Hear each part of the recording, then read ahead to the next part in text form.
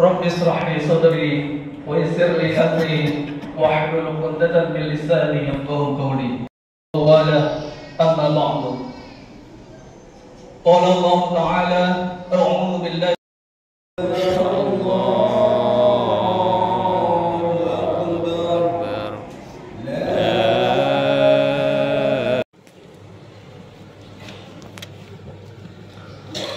Assalamualaikum warahmatullahi wabarakatuh. Allahu Akbar, Allahu Akbar, Allahu Akbar, Allahu Akbar, Allahu Akbar, Allahu Akbar, Allahu Akbar, Allahu Akbar, Allahu Akbar, la ilaha illallah, wallahu akbar, Allahu akbar, walillahil hamd. Alhamdulillah alladzi syara'a li ibadihi ataqarrab ilaihi bi dzikri qurban wa qarana an-nahra fi sholati fi muhkamil Qur'an. Asyhadu an la ilaha illallah wahdahu la syarika lahu wa asyhadu anna Muhammadan abduhu wa rasuluhu la nabiyya ba'dah. Allahumma shalli wa sallim ala sayyidina Muhammadin wa ala alihi wa ashabihi ajma'in, amma ba'd. Fa ya ayyuhan nas ittaqu rabbakum washkuruhu ala ma an'ama bihi alaikum min masyru'iyatil adhahi alladhi tataqarrabuna biha ila rabbikum. A'udzu billahi minasy syaithanir rajim. Bismillahirrahmanirrahim. Inna a'tainakal kautsar fasholli li rabbika wanhar inna syani'aka huwal abtar. Hadirin sidang salat Idul Adha yang dimuliakan oleh Allah Subhanahu wa taala. Marilah kita memanjatkan puji syukur kita terus untuk bertakbir, bertahlil, tahmid, tasbih, berzikir dan berpikir, sekaligus meningkatkan keimanan dan ketakwaan kita kepada Allah Subhanahu wa taala dengan cara marilah kita dengan ibadah Idul Adha ini, dengan ibadah kurban ini, kita semakin bertauhid kepada Allah. Kita semakin mengesahkan Allah Subhanahu wa taala. Tauhid yang penuh dengan cinta, tauhid yang penuh dengan syukur, dan tauhid yang penuh dengan kepatuhan. Salawat dan salam mudah-mudahan senantiasa tercurah kepada panutan kita semua, Nabi yang paling bertauhid, Nabi besar Muhammad sallallahu alaihi wasallam.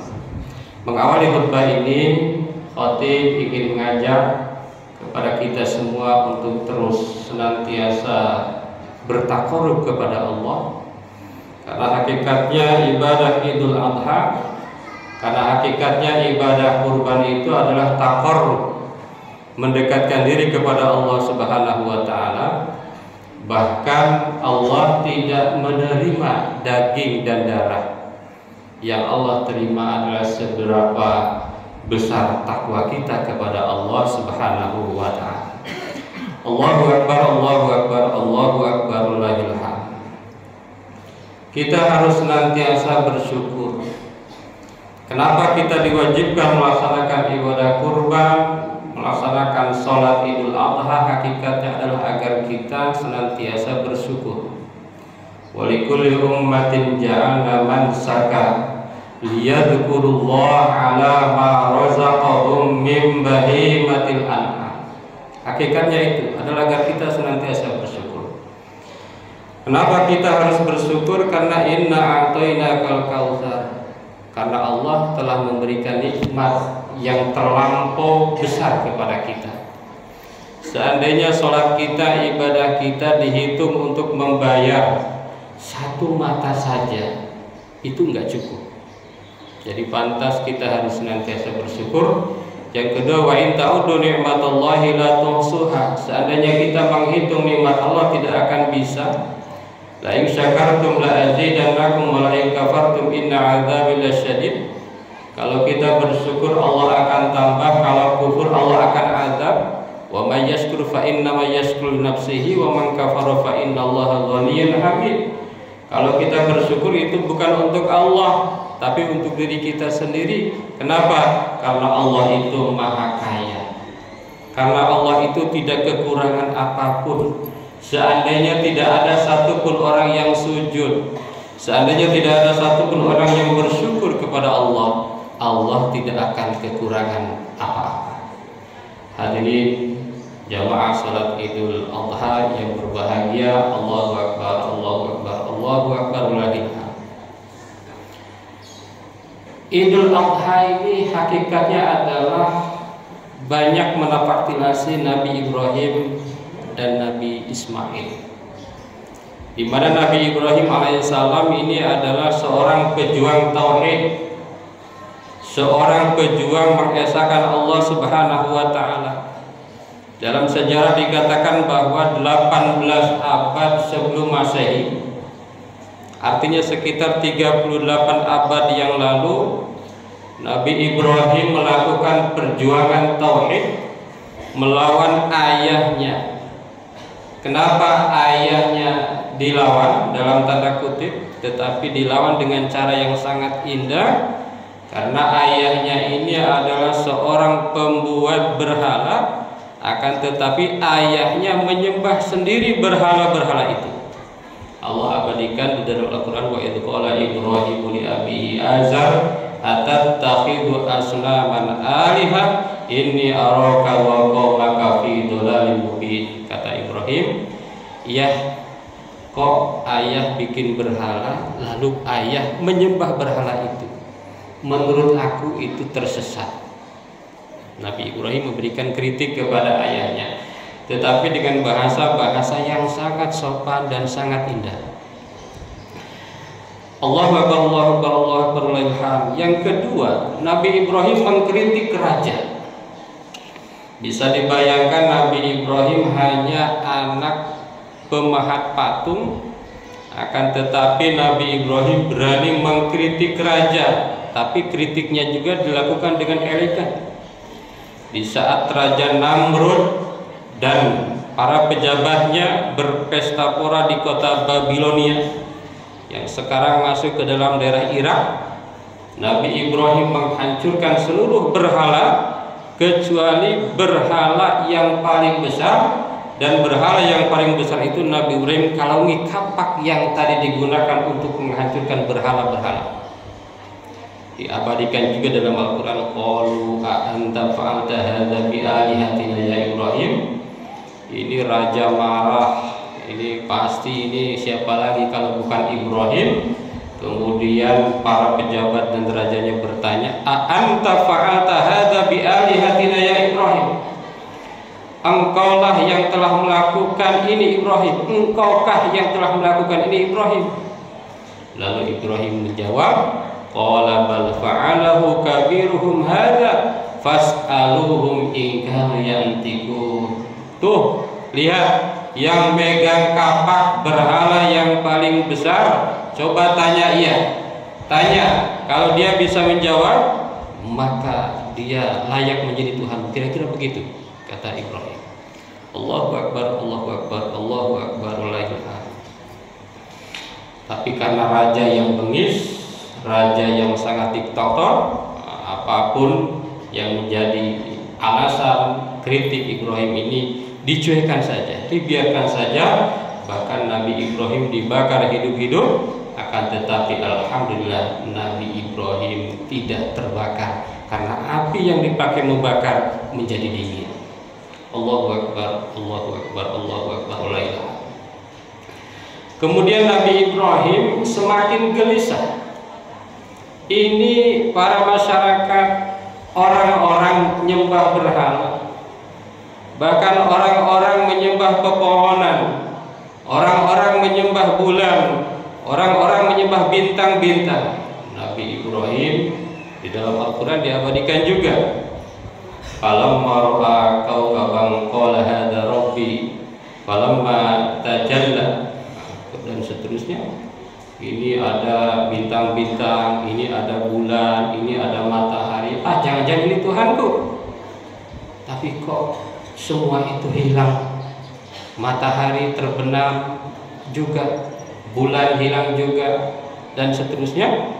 Akhirnya Nabi Ibrahim mendeklarasikan tauhid kepada Allah Subhanahu wa taala dengan ungkapan, inni wajjahtu wajhiya lilladzi fataras samawati wal arda hanifan wa ma ana minal musyrikin. Ini Allah abadikan. Allahu akbar, Allahu akbar, Allahu akbar, walillahil hamd. Itulah Nabi Ibrahim alaihissalam dengan sekuat tenaga, dengan penuh perjuangan mendeklarasikan tauhid. Bahkan menurut para mufassirin, hadirin jamaah yang berbahagia, penemuan Nabi Ibrahim ini mengalahkan penemuan modern. Penemuan Thomas Alva Edison, penemuan Galileo atau Isaac Newton, penemuan sibernetika, penemuan mesin uap, penemuan komputer, penemuan internet, dan lain sebagainya dibandingkan dengan penemuan Nabi Ibrahim terhadap tauhid, ini tidak ada apa-apanya. Kenapa? Karena penemuan-penemuan mereka, penemuan-penemuan para ahli itu bisa jadi membuat manusia semakin mudah, akan tetapi tidak sedikit penemuan mereka justru menciptakan Tuhan-Tuhan baru. Allahu akbar, Allahu akbar, Allahu akbar. Sementara penemuan Nabi Ibrahim ini, Masya Allah, adalah penemuan yang menyelamatkan manusia baik di dunia maupun di akhirat. Allahu akbar, Allahu akbar, Allahu akbar. Nabi Ibrahim kemudian ketauhidannya diuji lagi. Ketika Nabi Ibrahim sudah tua renta, Nabi Ibrahim tidak memiliki anak. Nabi Ibrahim diuji kesabarannya. Bagaimana seorang yang sudah 80 tahun tetapi belum dikaruniai anak. Tapi Ibrahim tidak pernah lupa kepada Allah. Allah abadikan juga. Wa qala inni dzahibun ila rabbi sayahdin rabbi habli minas sholihin. Nabi Ibrahim terus berdoa. Usia sudah tua, secara kedokteran tidak mungkin, tapi Nabi Ibrahim tidak pernah putus asa berdoa kepada Allah Subhanahu wa taala, ya Allah, berikanlah aku anak yang soleh. Kalau orang zaman sekarang udah tua nggak punya anak, mungkin nggak sanggup lagi berdoa begitu. Ya Allah, berikanlah anak yang soleh. Mungkin ya Allah, berikanlah anak seperti apapun deh. Tapi Nabi Ibrahim terus berdoa, ya Allah, berikanlah kami anak, tapi anak yang soleh. Alhamdulillah, dengan berkat kesabarannya Nabi Ibrahim alaihissalam diberikan putra, yaitu fabasyarnahu bigulamin halim. Nabi Ibrahim diberikan anak yang sangat pintar, yang sangat cerdas, yang sangat gagah, yakni Nabi Ismail. Tidak berhenti di situ. Setelah anaknya lahir, ada lagi ujian dari Allah sebagai bukti cinta tauhid kepada Allah. Nabi Ibrahim diperintahkan untuk meninggalkan putranya di satu lembah yang tidak ada orang lain. Di tempat itu Nabi Ibrahim harus meninggalkan anaknya. Allah abadikan juga, Rabbana inni askantu min dzurriyyati biwadin ghairi dzi zar'in inda baitikal muharram Rabbana liyuqimus shalah faj'al af'idatan minan nas tahwi ilaihim warzuqhum minats thamarah la'allahum yashkurun. Tidak berhenti di situ. Setelah Nabi Ibrahim mengurus anaknya, meninggalkan anaknya, ada lagi perintah. Ketika Ismail sudah membesar, Nabi Ismail sudah menjadi seorang remaja, ada lagi perintah. Falamma balagha ma'ahu sa'ya qala ya bunayya inni ara fil manami anni adbahuka fanzur madza tara. Nabi Ibrahim bilang kepada Ismail, wahai anakku, ini ada perintah Allah, ini ada tuntunan Allah agar ayah menyembelih kamu. Bagaimana anakku? Bayangkan anak yang ditunggu-tunggu sudah usia 80 tahun, giliran sudah besar harus dikurbankan, harus disembelih. Masya Allah, ini Nabi Ibrahim cobaannya semakin luar biasa. Tapi apa yang dilakukan oleh putranya yakni Ismail, ya Allah, kata Nabi Ismail, kalau itu perintah Allah lakukan. Allahu Akbar, Allahu Akbar, Allahu Akbar. Kemudian ketika akan terjadi penyembelihan Nabi Ismail oleh Ibrahim, pisaunya sudah siap, di situ sudah siap tempat penyembelihannya, tempat penampungan darah dan lain sebagainya. Itu ada satu dialog antara ayah dengan anak yang akan disembelih, ayah yang akan menyembelih, kemudian putranya yang akan disembelih. Apa dialognya? Dialognya begini, ya abatishdud ribati hatta la altariba. Kata Ismail, ayahku tolong ikat aku dengan sekencang-kencangnya hingga aku nanti tidak berontak. Waqfuf anni siyabaka hatta la yantadiha alaiha min dami syai'un wa yanqusu ajri wa tarahu ummi fatahzanu. Itu lengan baju ayah tolong sing-singkan sehingga nanti tidak terkena darah dan agar nanti tidak berkurang pahala aku. Dan nanti kalau ibuku tahu ada darahku di situ, ibuku akan sedih. Wa ya abati istahidda syafrataka wa asra marra sikin ala halak liyakuna ahwanu alayya fa innal mauta syadid. Ayahku, nanti kalau nyembelih aku yang cepat nyembelihnya. Kenapa? Karena kematian itu sangat dahsyat. Kemudian ya abadi idza ataita ummi faqra alaihi salam. Kalau nanti ketemu ibu sampaikan salamnya. Wa in ra'aita an tarudda qamisi ala ummi faf'al. Nih bajuku kalau seandainya memungkinkan dikasihkan ke ibuku sebagai obat pelipur lara, obat kangen, silakan wahai ayah. Masya Allah, itu sebuah dialog seorang anak kepada bapaknya akan menyembelih anaknya. Faqala lahu Ibrahim, kemudian Ibrahim mengatakan, ni'mal aun anta ya bunayya ala amrillah ta'ala. Ya anakku, Masya Allah, kamu betul-betul anak yang soleh, yang memberikan bantuan kepada ayah untuk senantiasa melaksanakan perintah Allah sebesar apapun itu perintahnya. Fabasyarnahu bi gulamin halim. Sudah hampir menyembelih, kemudian Allah mengirimkan yaitu kambing. Wa fadainahu bi dzibhin adzim.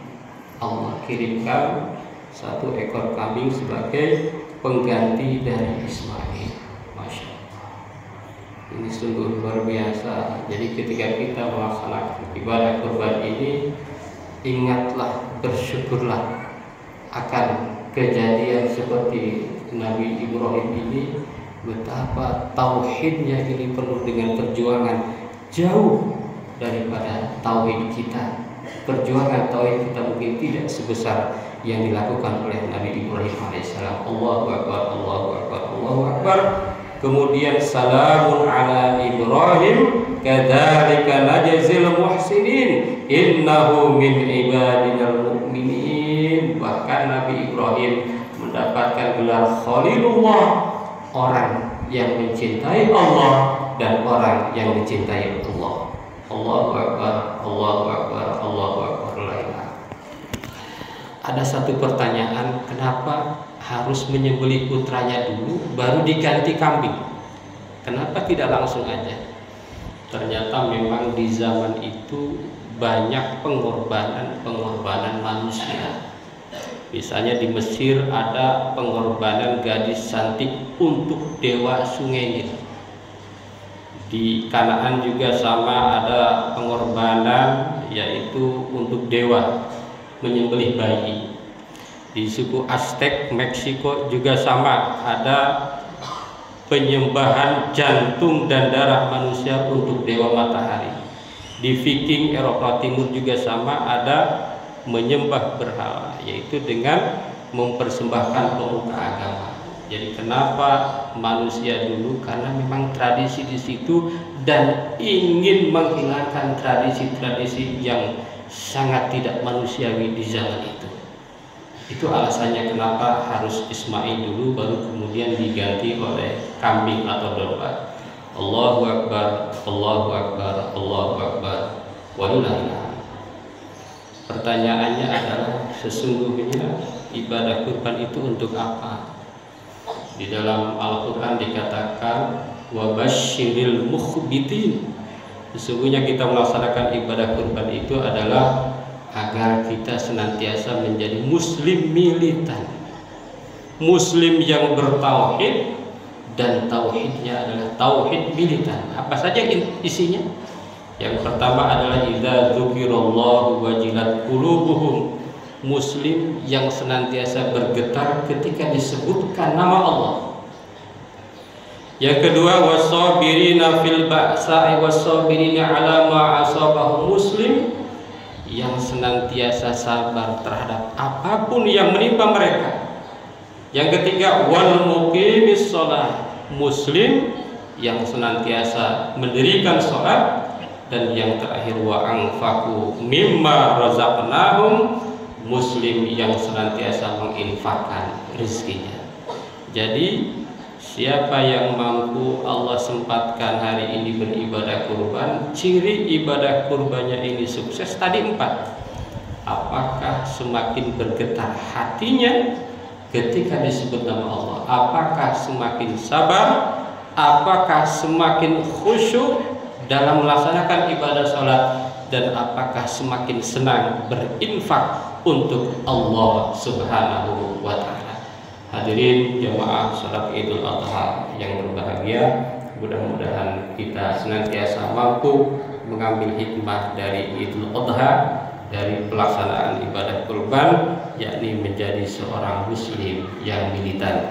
Barakallahu li wa lakum fil Qur'anil azim wa nafa'ana wa iyyakum bima fihi minal ayati wa dzikril hakim. Aqulu qouli hadza astaghfirullahal azim.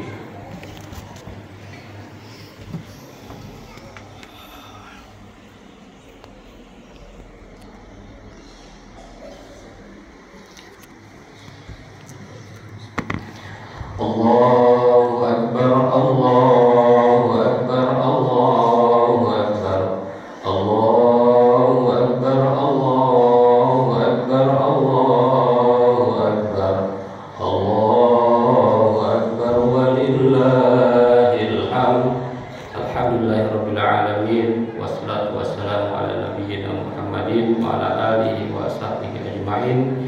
Inna Allaha wa malaikatahu yusholluna 'alan nabi ya ayyuhalladzina amanu shallu 'alaihi wa sallimu taslima. A'udzu billahi minasyaitonir rajim. Bismillahirrahmanirrahim. Liyashhadu manafi'a lahum. Allahumma shalli wa sallim 'ala sayyidina Muhammadin wa ala ali sayyidina Muhammadin kama shallaita 'ala Ibrahim wa ala ali sayyidina Ibrahim wa barik 'ala sayyidina Muhammadin wa ala ali sayyidina Muhammadin kama barakta 'ala sayyidina Ibrahim wa ala ali sayyidina Ibrahim fil 'alamin innaka Hamidum Majid. Amin ya Allah ya rabbal alamin. Allahumma ighfir lil muslimina wal muslimat wal mu'minina wal mu'minat al ahya'i minhum wal amwat innaka sami'un qaribun mujibud da'awat wa ya qadiyal hajat. Allahumma rabbana zalamna anfusana wa illam taghfir lana wa tarhamna lanakunanna minal khasirin. Rabbana la tu'akhidna in nasina wa akhtana. Rabbana wa la tahmil 'alaina isran kama hamaltahu 'alal ladzina min qablina. Rabbana wa la tuhammilna ma la taqata lana bihi wa'fu 'anna waghfir lana warhamna anta maulana fansurna 'alal qaumil kafirin. Allahumma alif baina qulubi قلوبنا وأصلح ذات بيننا واهدنا سبل السلام ونجنا من الظلمات إلى النور وبارك لنا في أسماعنا وأبصارنا وقلوبنا وأزواجنا وذرياتنا وتب علينا إنك أنت التواب الرحيم. الحمد لله الذي عافاني مما ابتلاك به. ربنا هب لنا من أزواجنا وذرياتنا قرة أعين واجعلنا للمتقين إماما. ربي هب لي من الصالحين. ربنا هب لنا من الصالحين. ربنا آتنا في الدنيا حسنة وفي الآخرة حسنة وقنا عذاب النار وادخلنا الجنة مع الأبرار يا عزيز يا غفار ويا رب العالمين. اللهم اهدنا الصراط المستقيم صراط الذين أنعمت عليهم غير المغضوب عليهم ولا الضالين والحمد لله رب العالمين. الله أكبر الله أكبر الله أكبر ولله الحمد. والسلام عليكم ورحمة الله وبركاته.